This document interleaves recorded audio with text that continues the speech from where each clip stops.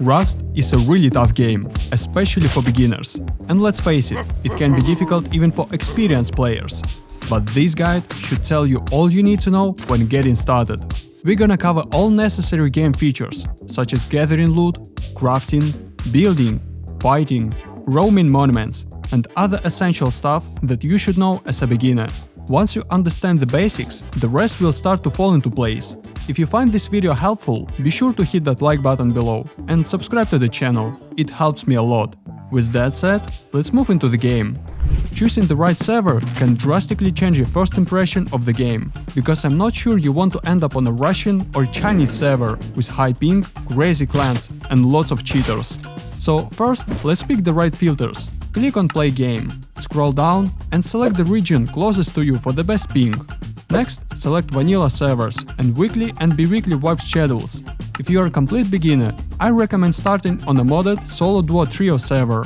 For example, Stevius Rust or Blue Lagoon would be perfect for this. Stevius servers have 2x gather rates, half smelt and crafting speed, and unlocked level 1 workbench blueprints, which will make your game much easier. If you are a more experienced player, you can try your hand on the official servers, but be ready to die a lot.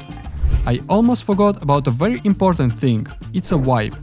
The wipe will remove all your progress on the server, including buildings, weapons and loot. The goal of Rust wipes is to give a new players a chance, as without wipes, some players or groups would become dreadfully overpowered. Most servers have a wipe on Thursday, but there are still servers with a wipe on Monday. You can check this in the description of the server. Why do you need this information? For example, if you join the server on Wednesday, the next day you will be very surprised, because all your loot and progress will be gone. So, to prevent this from happening, you must know the date when your server will be wiped. Now that we picked the server and spawned on the beach, the first thing you need to do is to open the map and choose a place where you want to survive. By the way, the map is randomly generated each time, so there are always different maps on different servers. As you can see, we have 3 biomes: summer, desert and winter. They can also be divided into 3 tiers. Tier 3 is often a winter biome. This is because more sulfur nodes spawn here, leading to more clans being built here. In this biome, you need warm clothes, because of the constant cold, especially at night. And also there are a lot of open spaces, so it will be difficult to hide during PvP if you don't have barricades with you. But in addition to that, pretty much all players here will be fully geared, so I recommend you skip this biome, especially if you are beginner. Tier 2. It's often a desert biome, and partly a summer biome depending on how the map was generated. This is the opposite of the winter biome, as you will be hot and lose water faster here.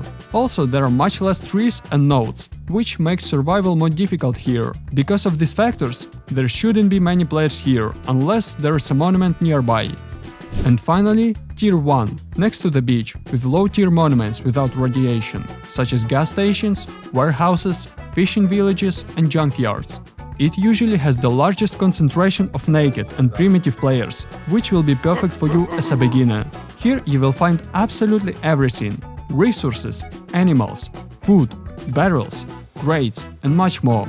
So for a beginner, this would be the best place to build. My advice is to build in a place where you can have options between a couple different monuments, depending on how contested they are. For example, this place, or maybe this place would be perfect with all the information above. I hope your brain hasn't exploded from all this information. So let's start playing Rust already. You always spawn with a rock and a torch.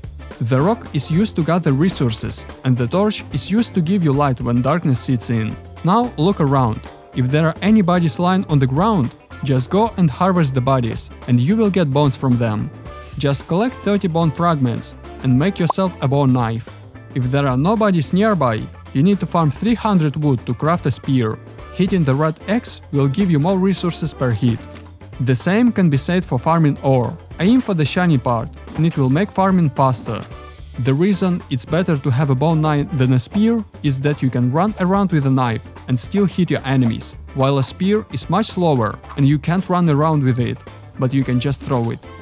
Now that you have a weapon to defend yourself, your main objective is to get to your build location as quickly as possible and avoid any fights along the way while collecting essential resources such as wood, stone and cloth. Ideally, you'll need to find or farm 100 cloth, 2000 wood and 500 stone. This will allow you to craft a sleeping bag, bow, arrows, bandages, stone axe and stone pickaxe. This is the minimum equipment for a comfortable beginning. If you find some valuable loot along the way, you can craft a small stash and hide it. If you found a lot of loot, it's better not to risk it and craft a wooden shelter to save that loot and then come back to it later. Also, don't forget to throw a sleeping bag near your shelter to secure a spawn point. If you're placing multiple bags, make sure it's blue and not orange to avoid overlapping the 5-minute bag timers. If you decide to run to the build spot with the loot you found, be ready for someone else to get it, especially on the high-pop servers. To get to the right place faster, you might get lucky and find a horse or a bicycle, in which case you can consider yourself a jackpot. Or you can find a railway on the map and take the train to your location. But you'll need low-grade fuel for this. To get fuel, you can hunt animals and then craft it from fat and cloth. But it's not as easy as it sounds. First, you need to craft a building plan. Once you've hit the animal, quickly grab the building plan and build a foundation so that the animal doesn't damage you. Then you just have to run after him and shoot him until you take this animal down. Another way to get fuel is to find the road and farm red fuel barrels. Again, be careful and always look around to make sure you're not being sneaked up on from behind or from the side. Even if you get killed along the way, don't feel bad. Just use the sleeping bag you threw before and start your journey from there. Let's say you got it right the first time and run to this place with all your loot. If you don't want to waste precious time and build the base immediately, you had to make a building plan, a hammer, a TC, a double wooden door and 2 logs during your run to this place.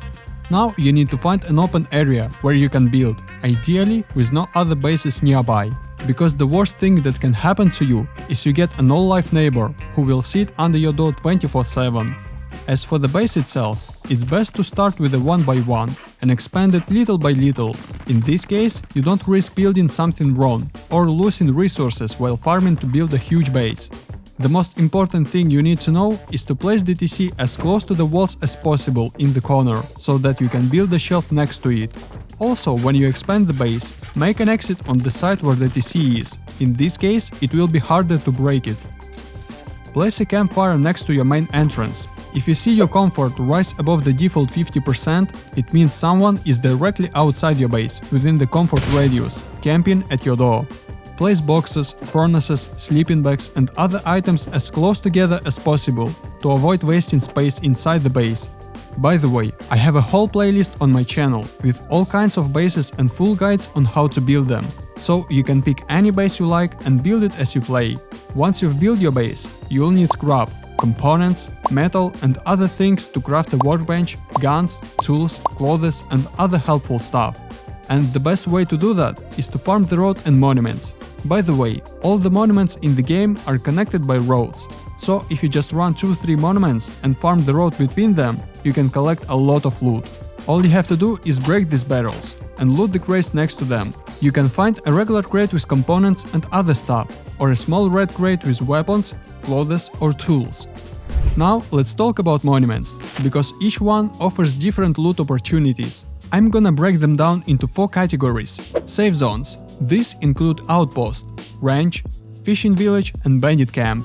You can't be killed at these locations, and each offers useful items or vehicles that you can trade for using scrap, which is the main currency in the game.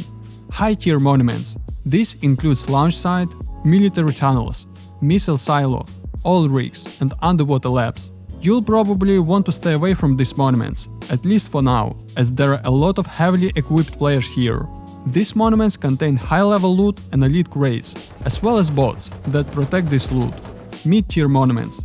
These monuments are occupied by players with equipment ranging from primitive to advanced, and as you guess, they have mid-tier loot.